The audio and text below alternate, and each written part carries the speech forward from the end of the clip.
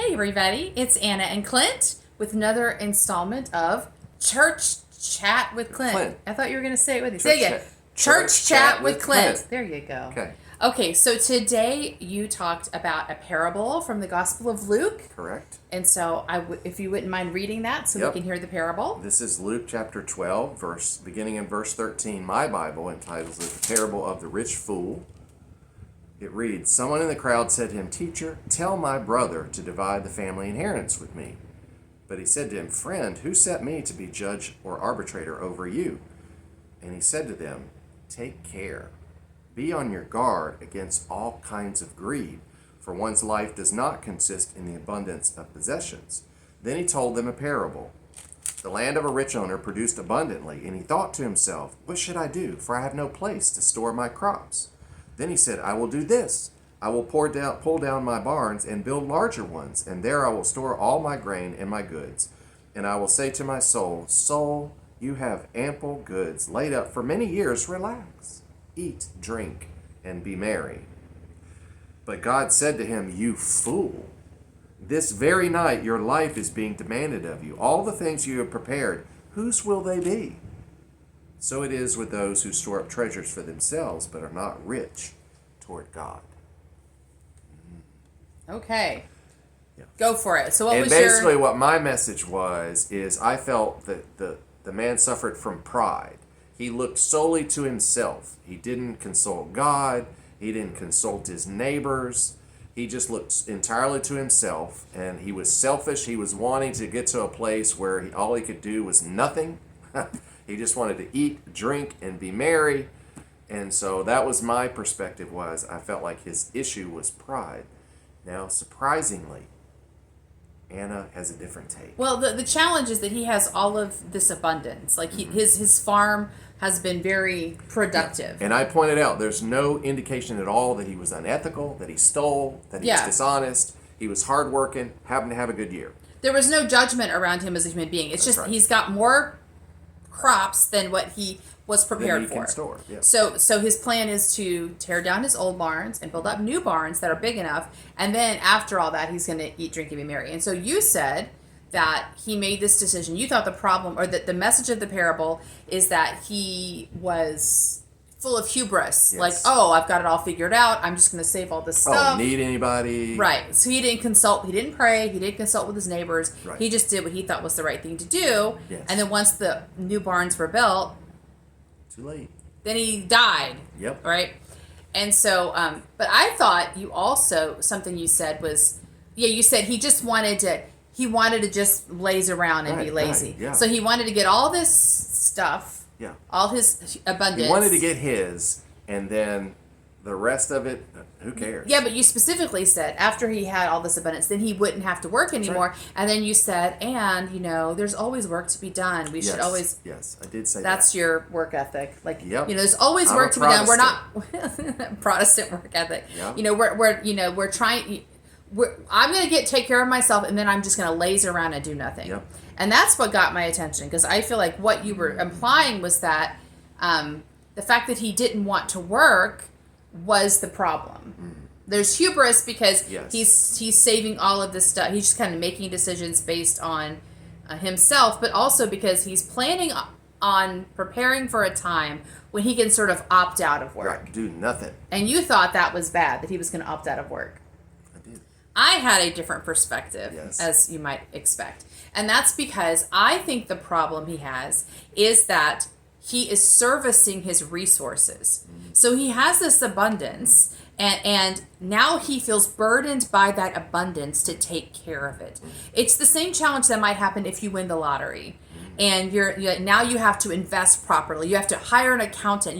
Now I have to take care of my money. I am now investing my energy, my lifeblood, Attention. and my attention in taking care of the money instead of the money taking care of me. Right. Resources, in my perspective, are there to invest in our serve life us. experiences, Yes. right? So it's like he has all this abundance, and so he feels like, well, he created more work for himself. Yeah. So he's got this abundance. Well, now I got to tear down my old barns. I got to build up new barns. And I feel like what he was saying was, finally, after all this work, I'm finally going to get to rest. Yeah. and then Bam. he's out of time. And I think that to me is the lesson, that if you're planning, if you're servicing your resources, then they're no longer serving you. You are serving them. They are no longer a benefit to you. They are now a burden to you. And that's a different way of engaging resources. If we think of resources as being finite, like okay, I've got this amount, and I don't know when I'm going to get this amount again, so I better safeguard it. Then you do have to build some kind of protection, build some kind of plan around it, because you think resources are going to run out. You're thinking in a scarcity model, Yes. right? Like there's only so much good stuff in the world, and so when I get some good stuff, I better save it, right? Yep. Instead of the abundance model, which is that resources are in flow. They're just energy in flow. And energy, when it's flowing, is able to continue its flow and even expand the flow. But when you cut off the flow of energy, it stagnates. Right. And that's kind of like what he was doing. He had this flow of energy. Instead of using it or, letting it stay in Sharing flow, it. Yeah. he built a bigger container for it, and it stagnated, and then he died. So the card I picked for this, because I think it's a good one, is the Justice card. So the Justice card is I often think of it as the karma card. It's basically the universal message, which you read in all kinds of religious teachings, which is, as you sow, so shall you reap. Whatever you're putting into the world, you're getting that back. And so the Justice card shows this woman holding a scale, and the idea is the universe is holding energetic balance. And that means that if you want things to be a certain way, you have to live in that energy. So this guy apparently is looking to a time when he gets to rest, but he doesn't rest. Instead, he works harder, and then he runs out of time. So the idea people have is, I'm going to really buckle down and work really hard right now, and then I will earn the right to rest later.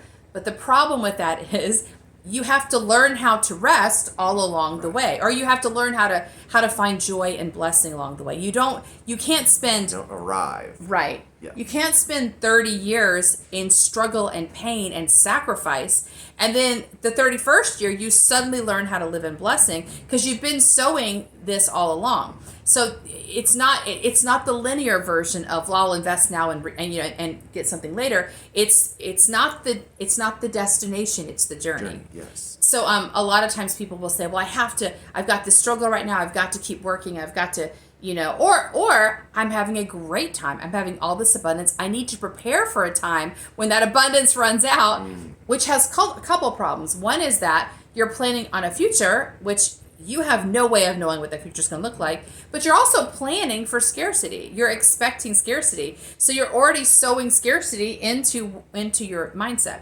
So what I said was, I thought the lesson was, he had all this abundance. Abundance is there to be a blessing. He could have eaten, drinking.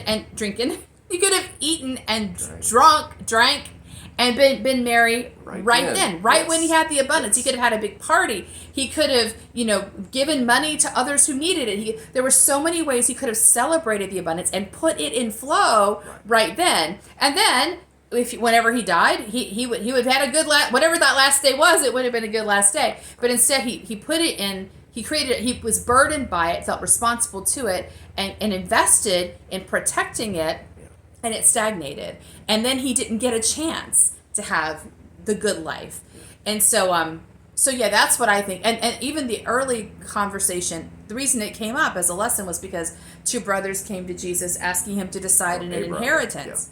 Yeah, a brother came and A asked brother. him to get involved. Yeah, with an inheritance dispute. Yes. And the inheritance is also about like losing track, because inheritance comes when someone dies, someone who's your often parent dies.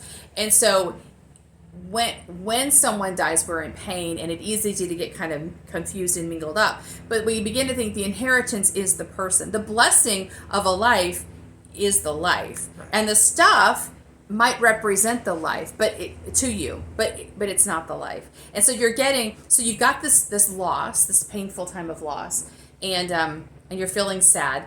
But there's a blessing in that, to express your sadness, to express your connection. And if you focus on the material, you're pulling yourself out of that blessing. Whether it's a blessing of release of grief, a blessing of remembering good times, like there's a possibility of community and support happening in a time of loss. But if you're focusing on the stuff, you're missing the blessing because you're who's going to get the stuff, and you're trying to protect the stuff or like claim the stuff. It's the same problem that this guy's having. He's focusing on the material, which the material is just energy and flow. So it's not about you can't capture energy. You can just enjoy it or not enjoy it. You can miss it or you can capture it in your own experience. Well, or in his case, you can attempt to capture it.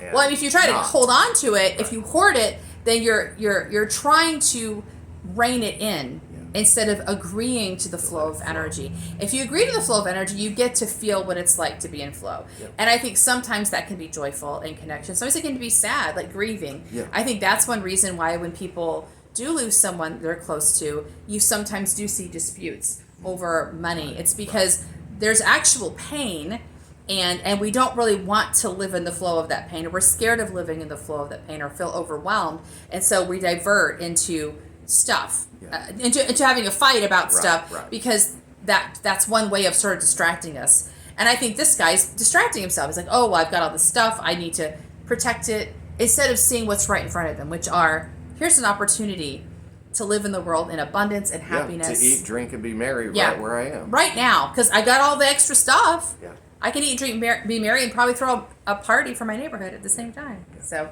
anyway, that was our conversation today with Church Chat with Clint. We'll try to check in again another time when you have another fun sermon for me to argue with. Yeah. All right. All right. See you next time. Bye. Bye.